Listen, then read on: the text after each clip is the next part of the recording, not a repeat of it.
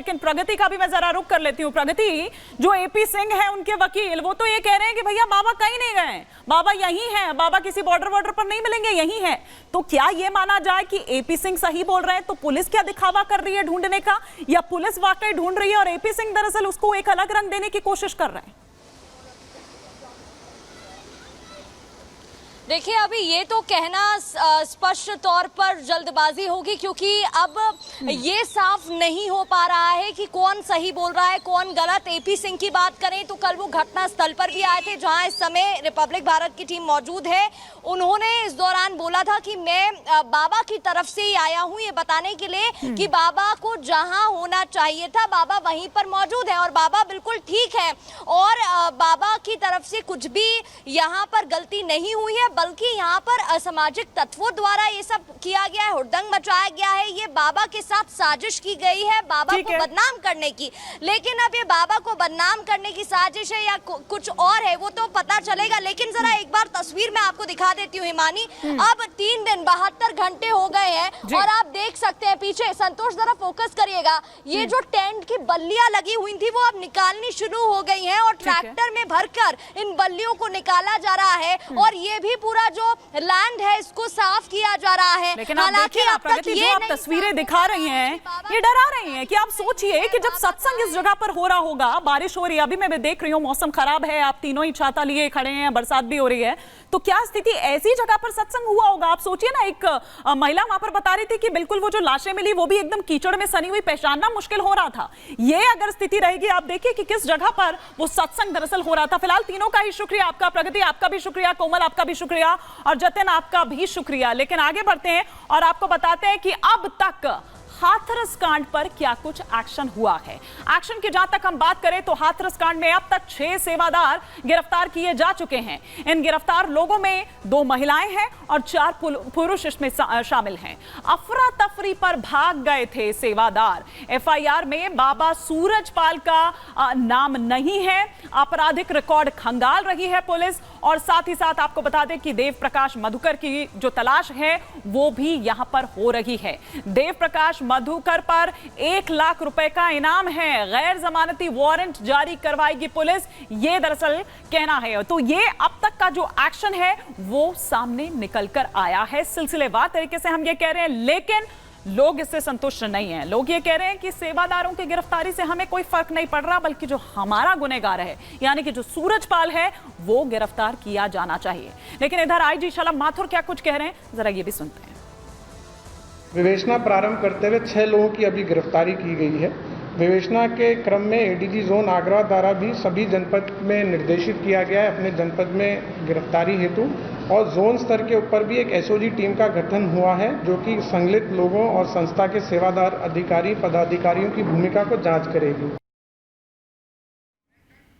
तो IG Aligarh range क्या कुछ कह रहे थे ये हमने आपको सुनवाया, लेकिन हाथरस में कैसे हुआ ये हादसा, ये सिलसिलेवार तरीके से अब हम यहां पर आपको बता रखे हैं कि सत्संग के बाद आयोजन स्थल से निकल गया था बाबा। 12 बजे ये सत्संग शुरू होता है और 2 बजे के करीब बाबा वहां से निकल जाता है और बाबा को देखने के लिए हजारों श्रद्धालु जो हैं वो दरअसल दौड़े चले जाते हैं बाबा की गाड़ी के पीछे और बाबा की गाड़ी से उड़ रही जो धूल थी उसको समेटना शुरू कर देते हैं, उसको एक बार छू लेना चाह रहे हैं क्योंकि वो बाबा के चरणों की धूल है और झुके श्रद्धालु पर पीछे से आ रही जो भीड़ है वो चढ़ जाती है तेजी के साथ। उसमें छोटे छोटे बच्चे थे, उसमें महिलाएं थी और आप ये देखिए क्योंकि ज्यादातर जो मरने वालों में शामिल हैं वो छोटे बच्चे और महिलाएं ही शामिल हैं। जीटी रोड की दूसरी तरफ करीब 3 फीट गहरे खेत हैं। तस्वीरें अभी हम आपको दिखा रहे थे, प्रगति शर्मा हमारी सहयोगी दिखा रही थी और वहां कैसे पानी भरा हुआ है ये आपने देखा। खेत में पानी, कीचड़ में दबती वो लाशें किस तरह से सनी हुई थी।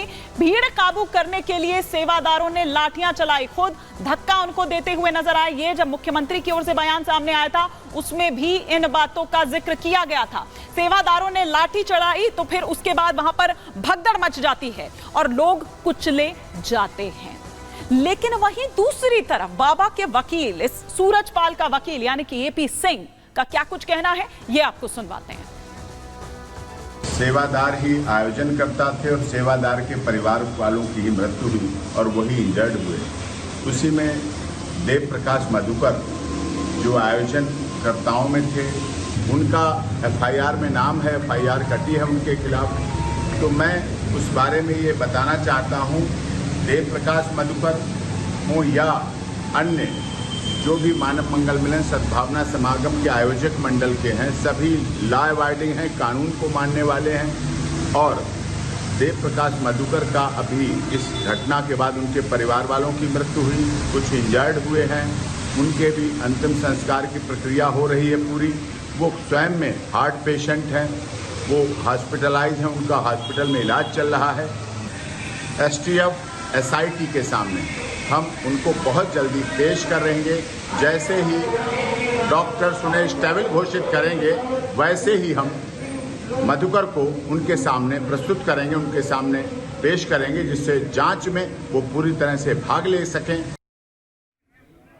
तो सुना आपने AP सिंह का यहां पर क्या कुछ कहना है। लेकिन अब हाथरस कांड की अगर बात करें, इसकी गूंज की अगर बात करें, तो सुप्रीम कोर्ट तक वो सुनाई देती है। सुप्रीम कोर्ट में ये मामला चला गया है और भगदड़ को लेकर जिस तरह से सुप्रीम कोर्ट में जनहित याचिका है, वो दरअसल उसमें लगाई गई है और इस याचिका पर जल्द सुनवाई की मांग भी की गई है कि जल्द से जल्द इस मामले पर सुनवाई हो। रिटायर्ड जज की निगरानी में ही जांच की मांग की गई है और हादसे के गुनहगारों पर यह कार्रवाई की मांग की गई है। आयोजनों के लिए गाइडलाइंस की मांग की गई है कि अगर आगे भविष्य में इस तरह का कोई भी आयोजन हो तो उसके लिए बाकायदा जो गाइडलाइंस है, वो गाइडलाइंस उस तरह से बनाई जानी चाहिए। बाकायदा इस तरह का कानून बनना चाहिए कि उन पर एक्शन लिया जा सके अगर कभी आगे भविष्य में इस तरह की कोई भी घटना दोबारा घटित होती है तो।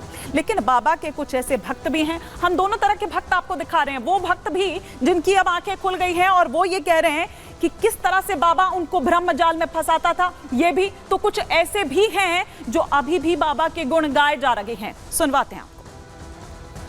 ये मायके से ही जाने लग गई हैं। इनका शुरू से ही मेरे ख्याल से ब्रेन वॉश हुआ है और शादी के बाद भी ये जाने लगी और इनको रोकने के चक्कर में और मेरे को एक बार इन्होंने मतलब उल्टा सीधा केस डलवा के उन्होंने मुझे जेल भी कराने की कोशिश करी।